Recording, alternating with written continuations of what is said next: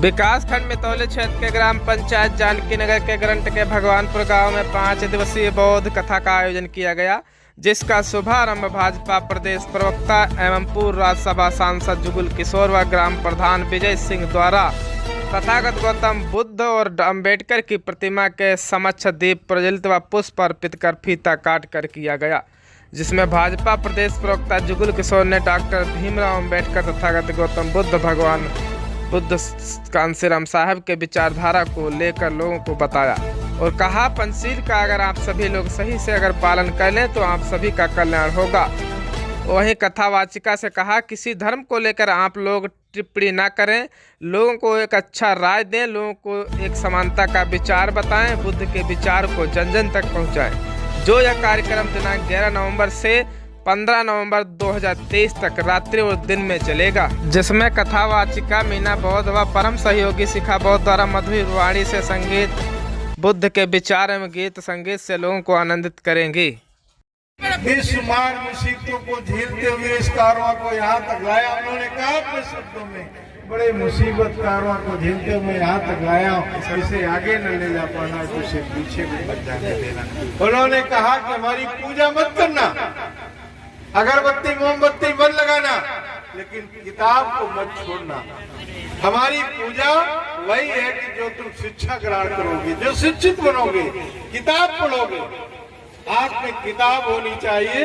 दारू बोतल की जगह पर किताब बच्चों को सजाइए, बच्चों को पढ़ाइए लिखाइए, बच्चों को बड़ा अफसर बनाइए। बाबा साहब डॉक्टर अम्बेडकर ने कहा, मैंने रानी के पेट का ऑपरेशन कर दिया है। रानी के पेट से बच्चा पैदा नहीं होगा। अब कैसे बच्चा पैदा होगा? पढ़ा लिखा करके। आप पढ़ाइए लिखाइए, उनको कलेक्टर बनाइए, डिप्टी कलेक्टर बनाइए, कप्तान बनाइए, सीओ बनाइए और बड़े अफसर बनाइए, IAS, IPS, PCS, PPS, ऐसे जैसे बड़े बड़े डॉक्टर इंजीनियर आप पैदा करिए। आप हम लोग तो नहीं बन पाए, लेकिन बच्चों तो कम से कम भी बनाइए। अब इसी गांव से, अब आपके गांव का बगल का गांव और 35,000 हमको देते आए। कहा कि पैसा रकम मेरे काहे के लेकर रखो, थोड़ा काम कर लीजिएगा, पैसा कम है तुम्हारे पास, एक कर लो। ये उस समय ये लड़के हमारे साथी हैं दोनों और बड़ा हमारे साथ संघर्ष किए हैं। तो इस तरीके से हम संघर्ष करके यहाँ तक आए हैं। सभी को मैं कहना चाहता हूँ कि बच्चों को भी संगत पढ़ना, पढ़ाइए लिखाइए, और जहाँ पैसे की अगर कतई जब जरूरत हो कि लड़का तुम्हारा IAS बनने वाला हो, IPS बनने वाला हो, डॉक्टर इंजीनियर बनने वाला हो, पैसे की कमी आए वहाँ पर तो हमें बताना। हम 1 लाख से लगा करके 1 करोड़ तक इस समाज में खर्च करने के लिए तैयार हैं। पढ़ाइए लिखाइए, और कहीं से भी कोई कमी आए, देखिए खाम का न पुलिस परेशान करती है गाँव में। जहाँ गांव में पुलिस अंजरा घूमती थी, आज पुलिस जाकर के किसी को परेशान नहीं करती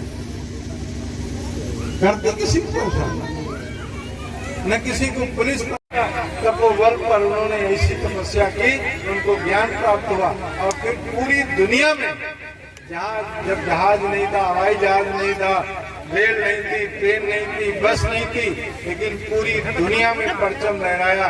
अकेले गौतम बुद्ध ने इस देश को विश्व गुरु का दर्जा दिलाया था। 2500 साल पहले हमारा देश विश्व गुरु हो गया था। आज कम से कम पूरे देश के अंदर तीसरे नंबर का कोई धर्म है तो बौद्ध धर्म है। सैकड़ों देशों में बौद्ध धर्म फैला हुआ है। हमारे देश में कम बौद्ध धर्म है, लेकिन विदेशों में बहुत है। हम तो जब कुशीनगर जाते थे, रात रुकते थे, सुबह उठ के देखते थे 4 बजे सुबह विदेशी लोग आकर के कुशीनगर में भगवान बुद्ध के चरणों में लेटे नजर आते थे। परिक्रमा करते थे, देखते थे कितनी लोग श्रद्धा रखते। जहाँ भगवान बुद्ध के चरण थे वहाँ पर सोने का अर्घ लेपन करते थे। अब यहाँ के लोग वो चले जाते थे, यहाँ के लोग तुरंत छोड़ा लेते। तो वहाँ के लोगों में इतनी श्रद्धा है भगवान बुद्ध के प्रति। वहाँ जब हमारे प्रधानमंत्री जी विदेश जाते हैं तो कहते हैं, मैं बुद्ध की धरती से आया हूँ। जब विदेश जाते हैं, चाहे चीन, जापान, लंका, थाईलैंड, बर्मा जैसी बहुत से देशों में जब जाते हैं तो कहाँ से आए? कहते मैं बुद्ध की धरती से आया, तो राम की धरती से नहीं कहते, कहते बुद्ध की धरती से। आज भगवान बुद्ध की आप लोग यहाँ महिमा सुनेंगे, कथा सुनेंगे। भगवान बुद्ध ने किसी को गाली नहीं दी, अपने धर्म को इतना फैलाया कि ना किसी धर्म पर टिप्पणी की। किसी ने अगर पूछा तो उसको तर्क के आधार पर उन्होंने उसको रोक दिया। एक तो